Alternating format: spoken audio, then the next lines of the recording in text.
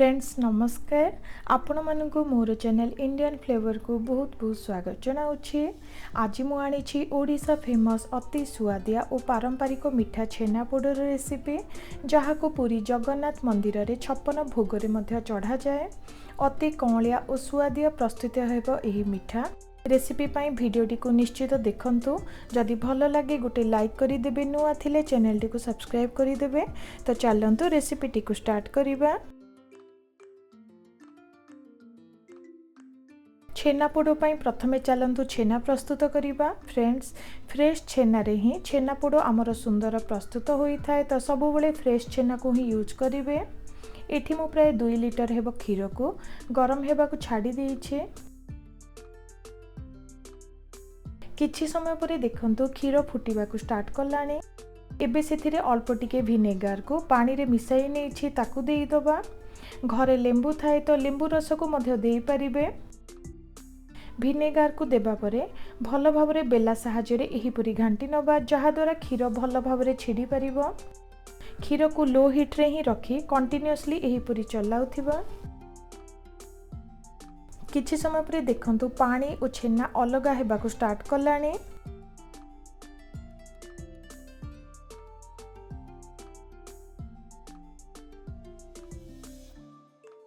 एठी मु गोटे सफा कपड़ा को नेछि, एबे भल भावरे छाणी नबा। फ्रेंड्स एठी मने रखिबे छेना पानी को फिंगिबा किछि दरकार नुहे। रोसई रे मध्य यूज करि परिबे। अल्प टिके पानी को साइड रे रखिबा, जहा द्वारा बहुत सॉफ्ट मिठा हमर प्रस्तुत हेबो। भल भावरे छाणी नेली। छेना टिके नरम थिबा टाइम रे ही आमे मिठा को तैयारी करिबा। एठी गोटे प्लेट रे छेना को काढी नेइछे, हाथ रे भल भावरे चकटी नबा। फ्रेंड्स छेना पानी ऐड करिबा द्वारा छेनाटी आउ टिके नरम लागि थाए, तो एठी मु अल्प टिके छेना पानी को दे भल भावरे चकटी नेउछे। जिते भल भावरे गुंड करी छेना को चकटी नेबे सेते सुंदर मिठा हमर प्रस्तुत हेबो। भल भावरे चकटी नेली। एबे सेथिरे बाकी सामान सब को देई दबा। एठी मु देउछि 1 रु 2 चमच हेबो सुजी, ता सह स्वाद हिसाब रे चीनी देई दबा। एठी मु 1 कप हेबो चीनी को देउछि। एही मिठा रे चीनी रो परिमाण टिके अधिक थाए। चीनी कमी जाए तो मिठा मध्य ठीक से बनिबो नाही। ता सह गोलमरीच और अलैचर गुंड करी नेइछि, ताकू देई दबा, जहा द्वारा बहुत सुंदर टेस्ट आसी थाए। सुंदर बास्ना और टेस्ट पाई एठी मु 2 चमच हेबो घियो को देउछि। घियो ऐड करिबा द्वारा मिठा रे सुंदर बास्ना और टेस्ट आसी थाए। ता सह मिठा को नरम मध्य करि थाए। फ्रेंड्स घियो को देला परे भल भावरे सब को मिसाई नबा। देखंतु हाथ रे एही पुरी भल भावरे सब को चकटी नेली। टिके सुखिला लागे तो पुणी थरे अल्प टिके छेना पानी को यूज करि परिबे। फ्रेंड्स देखंतु भल भावरे सब को मिसाई चकटी नेली। शेष रे अल्प टिके काजू को देई दबा। पूरा पूरी ऑप्शनल। वर्तमान मिठा पाई मिश्रणटी हमर रेडी ही गला। आज आमे कड़ाई रे करिबा, ओवन रे मध्य करि परिबे। ट्रेडिशनल पोड़ो पिठा चुली रे करा जाई थाए। फ्रेंड्स एठी गोटे कड़ाई नेछि, कड़ाई रे गोटे स्टैंड रखिछि, ता सहित किछि लूण को देइछि। एठी देखंतु लीड ऊपर गोटे होल टी अछि। एठी मु अल्प टिके अटा चकटा को दे सेही लीड रो होल टी को कवर करि नेउछि। एबे किछि समय पई गरम करि नबा।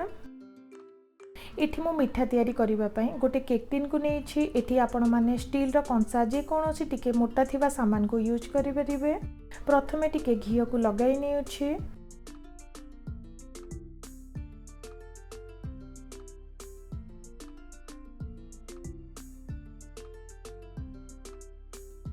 भल भावरे केक टिन देहरे घियो को लगाई नेछि। फ्रेंड्स एठी मु नेछि शाल पत्र, जहा को खली पत्र मध्य कुहा जाए। मिठा प्रस्तुत करिबा टाइम रे एही पत्र को यूज करा जाए, जहा द्वारा बहुत सुंदर बास्ना मध्य आसीबो। एठी आपण माने कदली पत्र मध्य नै परिबे। शाल पत्र को केक टिन दे देला परे पुणी थरे हल्का टिके घियो लगाई नबा, जहा द्वारा मिठा बाहरिबारे टिके सुविधा होई थाए। फ्रेंड्स एबे छेनार मिश्रण को देई दबा। एही मिठा रे बेकिंग पाउडर किंबा बेकिंग सोडा यूज करा जाए नाही।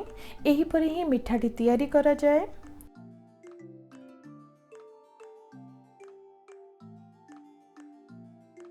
फ्रेंड्स पुणी थरे किछि शाल पत्र को ऊपर देई दबा। प्राय 5 मिनिट पर चेक करूछि देखंतु कड़ाईटी टिके गरम हे आसिलानी। एबे केक टिन को केयरफुली रखी नबा। लो रु मीडियम हीट रे 40 रु 45 मिनिट पई बेक करी नबा। प्राय 50 मिनिट पर चेक करूछि देखंतु मिठा आमर ऑलमोस्ट रेडी हे गला। ताको किछि समय पई ठंडा करी नबा जहा द्वारा बहुत सहज रे मिठा आमर बाहरी परिबो।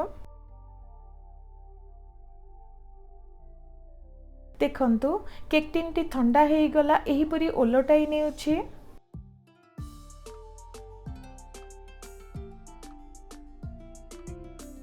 एबे केक टिन को धीरे धीरे काढ़ी नबा। देखंतु केते सुंदर मिठाटी आमर रेडी हे गला।